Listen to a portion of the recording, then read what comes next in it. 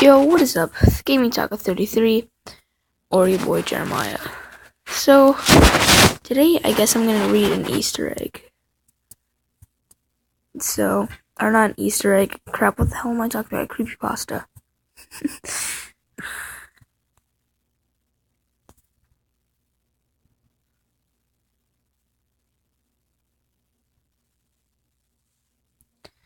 So, I am so sorry for the delay of videos. I just moved, so yeah. The only one. This is a lot. No military discomfort.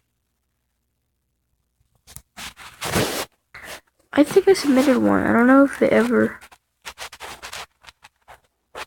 Oh my god, what the heck is happening to the soup? Let's read a creepypasta about soup. I had a son. His name was Tom. I remember just how much I loved him, and what for. The sweetest child anyone could possibly ever see. Just a pure bundle of joy, bursting with positive energy. But, along with the good memories, also come the bad ones. I still remember his death, and I see myself as completely at fault for it. It really was my fault.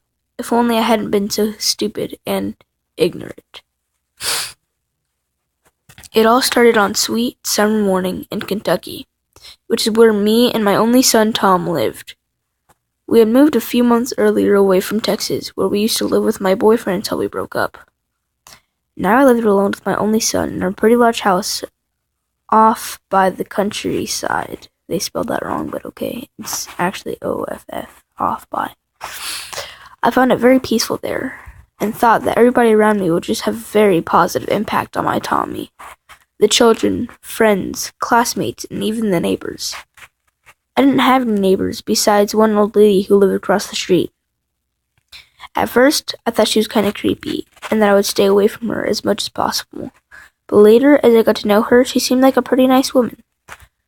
Her husband had been murdered a few years ago, so she lived alone in her small little house. Her name was Milo. Me and Milo would usually talk after I dropped off Tom at school. I remember how she would always tell me about her babysitting business, and oddly enough, she would always double over with words about her soups just after that. I always thought it was strange, but I didn't realize that she was an old lady and that she was probably going senile.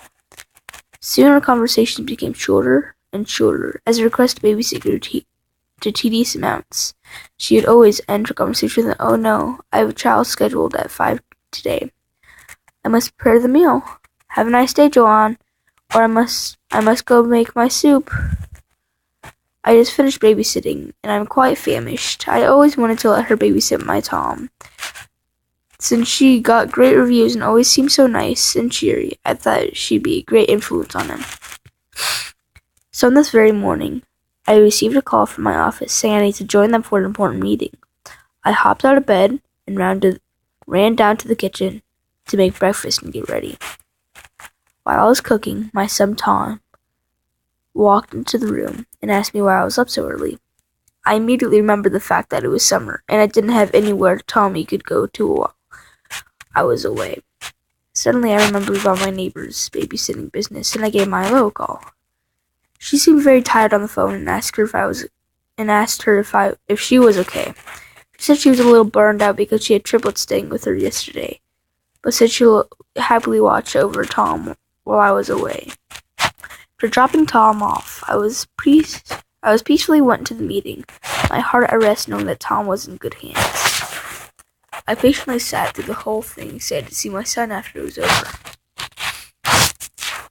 As soon as we were excused, I ran over to my car and put it in drive. I sped the whole way home, my heart racing with excitement,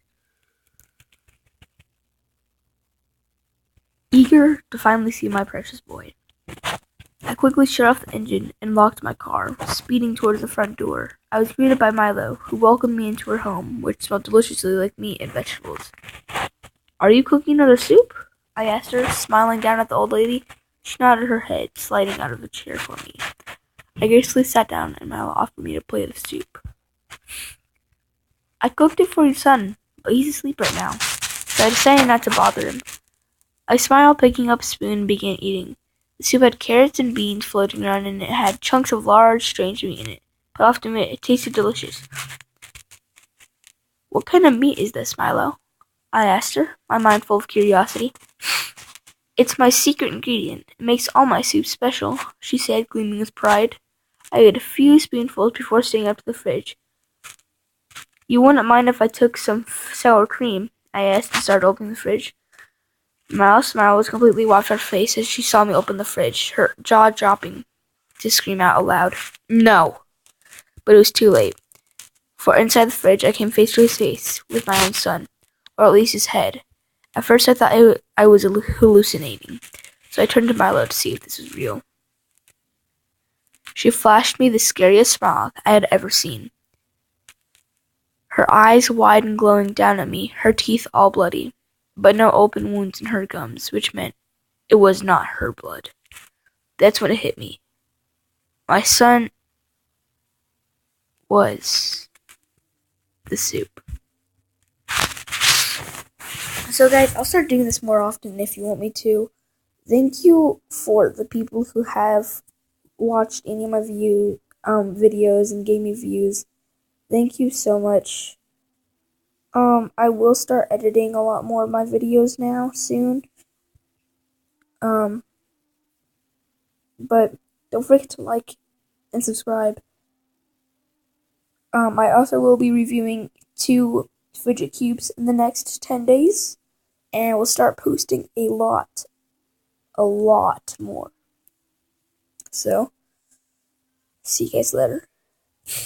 Don't forget to like and subscribe. Peace.